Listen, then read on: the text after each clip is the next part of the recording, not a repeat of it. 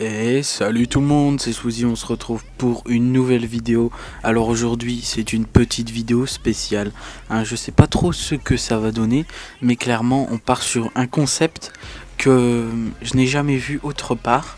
J'avais déjà vu, je m'étais déjà inspiré si on peut dire, avant les années d'avant, quand c'était les années Code QG, tout ça, quand c'était bien connu, que tout le monde regardait ça un peu ça, et ben il y avait le journal du geek. C'était quoi? C'était un peu un journal qui référençait toute l'actualité de la semaine. Et en fond, il y avait un petit gameplay, voilà, et il expliquait un peu d'une manière un peu plus intuitive, si je puis dire. Le journal, quoi, il expliquait des infos. Et donc moi, d'après cette idée, j'avais vraiment envie de faire pareil, mais je me suis dit ça fait vraiment un peu plagiat, tu vois.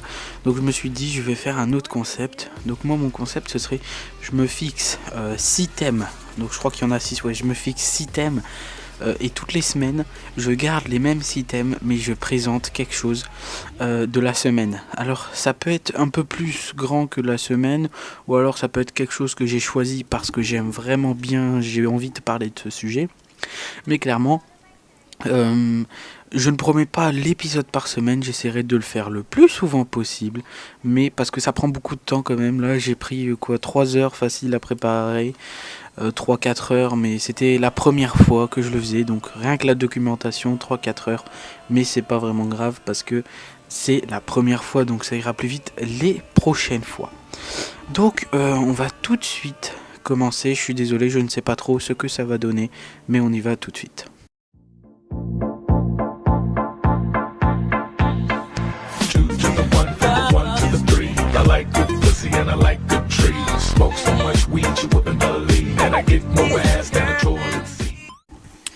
Alors d'abord je voudrais parler en projet numéro 1 de l'Hyperloop. Alors l'Hyperloop vous devez tous déjà connaître.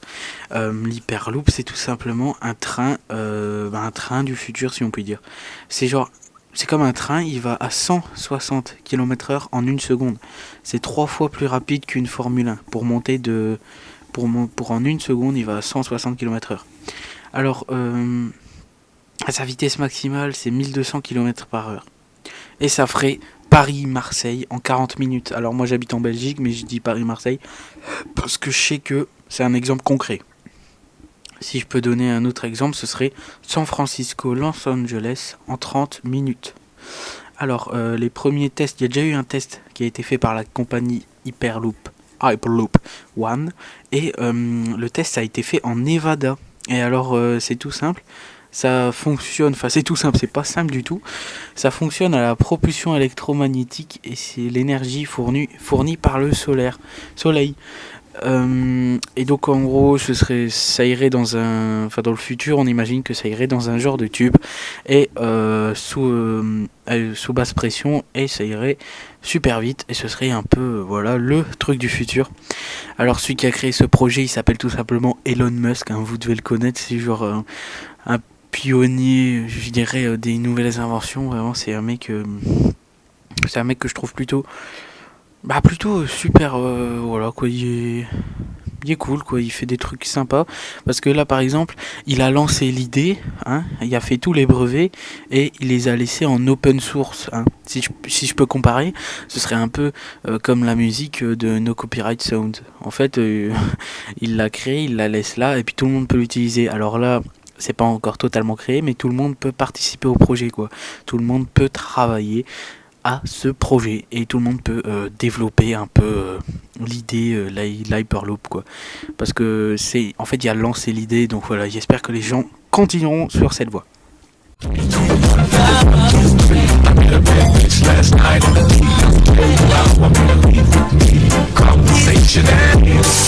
Alors en numéro 2, on va parler d'images, d'appareils photo. Maintenant je parlerai de la nouvelle génération d'appareils photo, les appareils photo Alpha.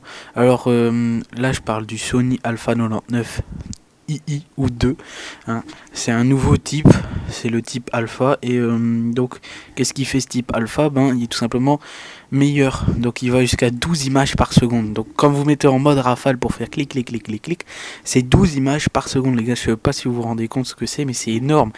Alors, qu'est-ce que ça change? Il y a une mise au point plus rapide, avec une meilleure précision, et la rafale elle est plus rapide, et la résolution elle est excellente, hein. Clairement elle est excellente, mais ces boîtiers là ils ont un prix, genre le boîtier sans l'objectif, 3600 €. Et ouais les gars, ça coûte super cher. En gros, qu'est-ce qu'ils ont fait dans cet appareil photo? Ils ont juste mis un nouveau miroir transparent. Et genre, je sais pas trop, je suis pas vraiment ingénieur en appareil photo, je sais bien comment ça fonctionne. Mais en gros, c'est un nouveau truc, un nouveau système. Ils appellent ça le système, je sais plus, je le mettrai. Mais c'est clairement excellent, on va se le dire. Ça va être les nouveaux appareils photo, mais ça coûte hyper cher, hein. Gotta get get. Gotta get get. Gotta get get. Gotta get get.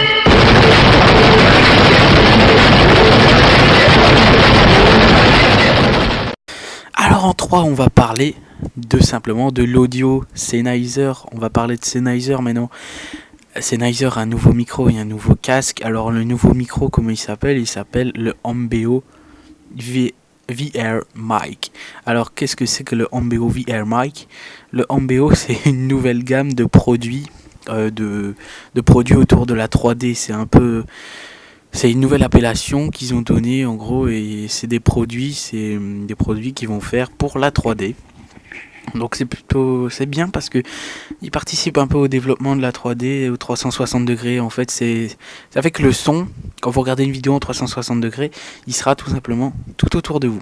Là, vous pouvez voir le micro, il y a 3 capsules. Donc ça fait qu'il capture le son en 3D. Donc si on divise 360 par 3, ça fait 120 degrés. Ça veut dire qu'une capsule capte le son sur 120 degrés. Bon, ça c'est mes déductions, je ne sais pas vraiment si c'est ça. Alors bien sûr c'est dédié au secteur professionnel, hein, parce qu'il coûte tout simplement 1500 €.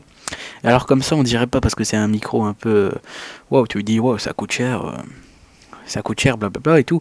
On dirait que tu peux pas vraiment le prendre, tu vois, mais en fait c'est vraiment comme un micro, tu peux le prendre en main, c'est comme les journalistes, ça capte le son 360 degrés, c'est génial. Donc on pourrait par exemple imaginer des interviews, des trucs du genre en 360 degrés, c'est le futur les gars. Alors on va parler du casque maintenant, c'est le PXC 5500 Wireless. Donc le 5500 Wireless, j'ai bien dit le 5500 Wireless. Bon bref, et en gros il y a une réduction de bruit, les gars. Et il coûte 400 €. Vous allez vous dire, mais putain, 400 € pour un casque, c'est hyper cher. Oui, c'est hyper cher, mais ce serait un des plus grands concurrents du Bose QC35. Alors le Bose QC35, on le connaît tous, qu'est-ce que c'est? C'est tout simplement le casque à réduction de bruit, le dernier casque à réduction de bruit qui est sorti en juin 2016, de Bose, hein, tout simplement. Et Sennheiser s'est réputé pour une qualité de son fiable et tout. Enfin voilà, c'est quand même une grosse marque quoi. Donc le casque il est en plastique et quelques zones en métal. Il y a une autonomie de 30 heures. Et la réduction de bruit, je l'ai pas testé, mais la réduction de bruit apparemment est aussi bonne que le QC35. Et ouais, donc ce qui est bien, c'est qu'avec ce Sennheiser, on peut réduire la réduction de bruit via une application. Ce qu'on peut pas faire sur le Bose. Par exemple, t'es chez toi, t'as juste un petit bruit de fond, t'as envie de mettre genre à 10% pour continuer à entendre ta mère qui t'appelle pour manger derrière, tu vois. Mais clairement, sur le Bose, on peut pas faire ça. Spider-Man, Spider-Man does whatever a spider. Au numéro 4, je parlerai tout simplement de l'informatique. Alors l'informatique, tout simplement, il y a des composants Nvidia et Intel qui sont utilisés dans les autos du turfu, les gars. Alors, je sais pas si vous le saviez, c'est pour ça que j'ai envie de parler de ça. Moi, je le savais, mais pas à ce point-là, voilà. Donc j'ai appris que y a certains constructeurs d'auto qui demandent à Intel et à Nvidia des processeurs ou des des trucs du genre pour tout simplement leur système de voiture, parce que les voitures ils ont besoin d'une grosse puissance de calcul pour freiner à temps. Pas pour freiner à temps, pour décider qu'est-ce qu'ils vont faire, parce que les voitures qui sont autonomes, donc c'est des voitures autonomes, t'as pas besoin de toucher ton volant, elles roulent toutes seules. Ah, donc ça existe pas encore, enfin ça existe mais on peut pas encore rouler vraiment avec, mais voilà, donc ils ont besoin d'une grosse puissance de calcul, et là le nouveau Proco, il y a 28 cœurs. 28 cœurs, les gars, vous imaginez ce que c'est? Toi, dans ton PC, t'as sûrement 4 ou 8 cœurs. Là, il y en a 28, les gars. Donc, c'est énorme. Il y a déjà eu des processeurs avec plus de cœurs. Hein. Et donc, voilà, Intel a créé ce nouveau cœur pour les autos. Et Nvidia est déjà partenaire des voitures comme Volvo ou Tesla. Même Tesla, hein. Tesla, la grosse marque, tout simplement créée aussi par Elon Musk.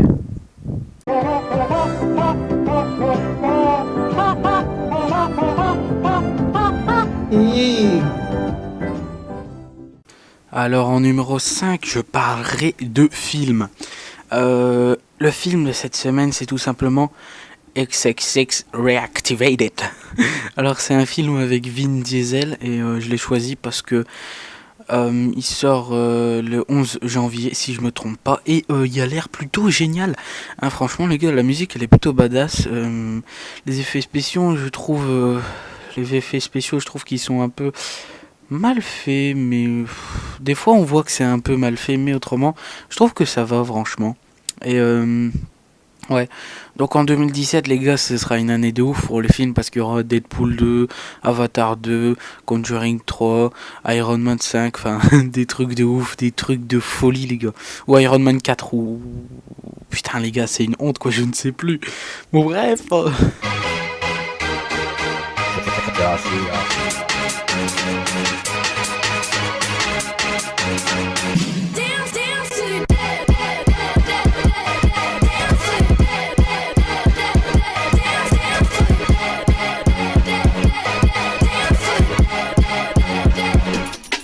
On va passer au numéro 6. Numéro 6, les musiques. Hein. Pour cette semaine, les gars, j'ai choisi les nouvelles musiques de 21 Pilots qui ont été faites avec le groupe MM. Donc c'est 21 Pilots XMM. Alors MM, je sais pas quel groupe c'est, mais en fait, je dirais que je trouve que c'est un peu un style particulier. Mais j'aime, c'est un peu aérien comme ça, c'est un peu des remixes, un peu électroniques comme ça, genre avec de la guitare et tout. Je trouve ça bien parce qu'il y a genre 2 batteurs, il y a Josh Dunn et un batteur du groupe MM. Et clairement les 21 Pilots, je suis fan de leurs chansons et tout à la base. Et là je trouve que vraiment il y a quelques chansons où on les redécouvre et elles sont vraiment cool, tu vois, genre elles sont pas c'est pas genre juste une reprise a cappella ou un truc du genre.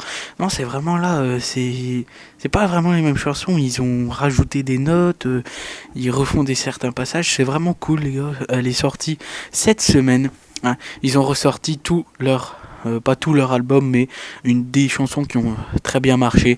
Et moi, ma préférée, je dirais que c'est Tear in My Heart. La reprise de Tear in My Heart, elle est vraiment trop cool. Et je vous emmerde, mon accent anglais est super cool.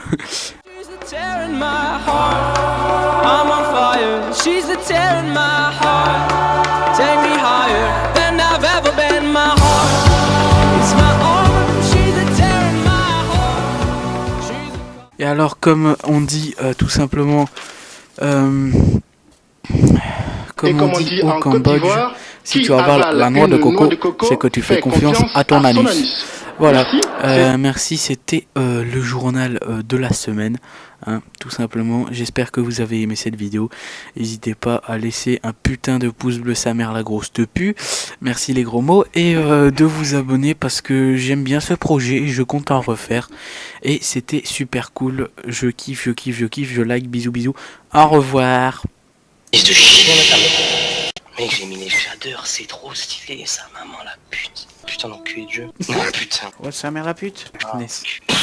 Putain, mes fils de chien. Abonné ou une de mes abonnées, je ne sais pas. J'ai que 52 abonnés pour l'instant, mais on est solidaires ensemble et ça se voit parce que un de mes abonnés a mis